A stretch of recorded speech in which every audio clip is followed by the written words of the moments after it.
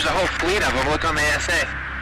There's footage and records of objects in the skies that we don't know exactly what they are.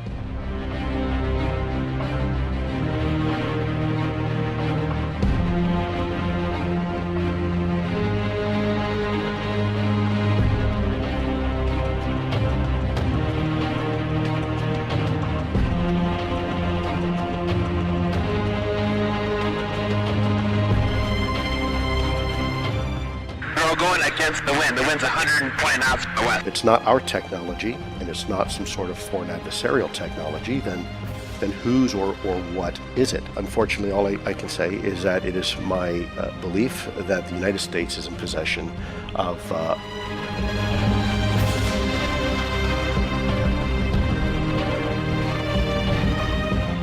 When it comes to aliens, there's some things I just can't tell you. The U.S. Navy has finally acknowledged that videos appearing to show UFOs flying through the air are real.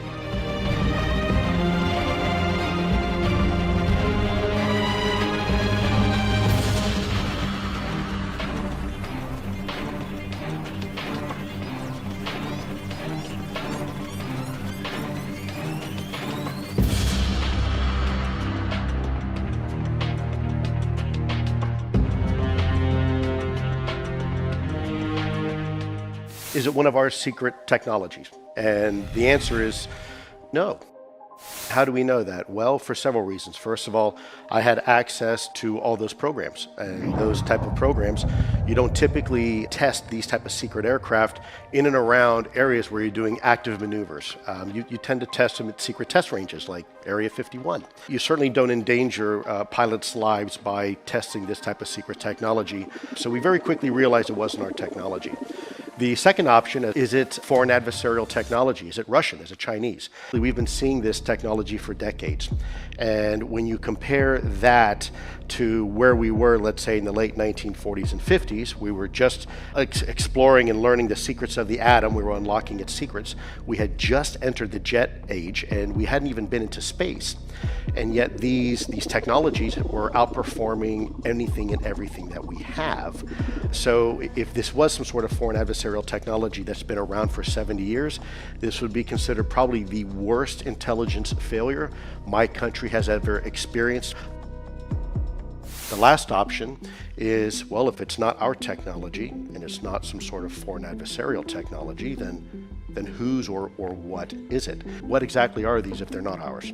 The most famous case that we had was in 2004. It involved the USS Nimitz carrier strike group. And there you have one of the escort ships with the latest Spy 1 radar capability beginning to pick up some sort of weird anomaly.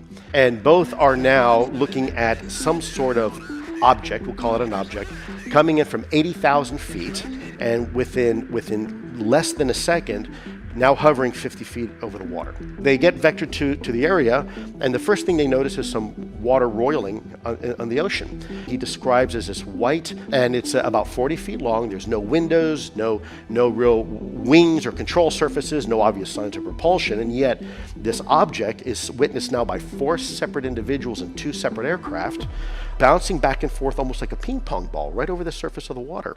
So as he goes down and to take a closer look at this, all of a sudden this thing begins to react. As Commander Fravor's coming in for a better look, this thing begins to maintain its distance, and all of a sudden, like that, it's gone. It absolutely disappears over the horizon within about a second. Now, what's even more scary, which is in about 5 seconds afterwards, this object now is picked up once again on radar 60 miles away. When you look at this video, a couple things to the trained eye you'll begin to notice. First of all is the telemetry that you see on the screen is altitude.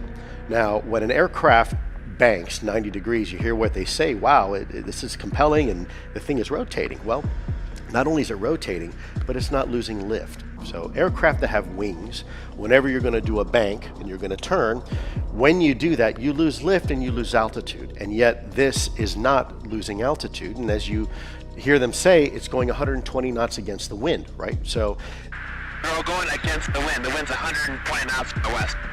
we're not talking about a balloon.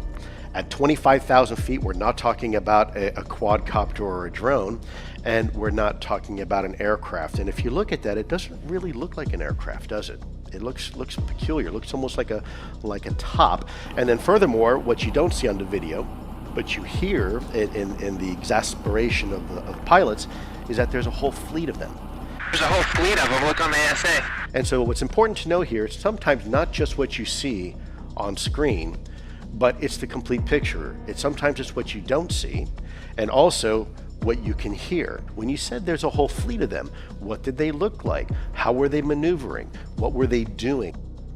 What separates these from anything else that we have in our current inventory is quite simple. There's 5 observables that associate, when you look at something as a UAP, unidentified aerial phenomena, as being truly unique. That's instantaneous acceleration, hypersonic velocity, low observability, trans-medium travel, the ability to operate in multiple environments or domains, and last but not least, in the vernacular, would be anti-gravity. The ability to fly with no wings, control surfaces, no obvious signs of propulsion, even, frankly, not even a cockpit. Unfortunately, all I can say is that it is my belief that the United States is in possession of exotic material, and unfortunately, that's about all I can say at this time.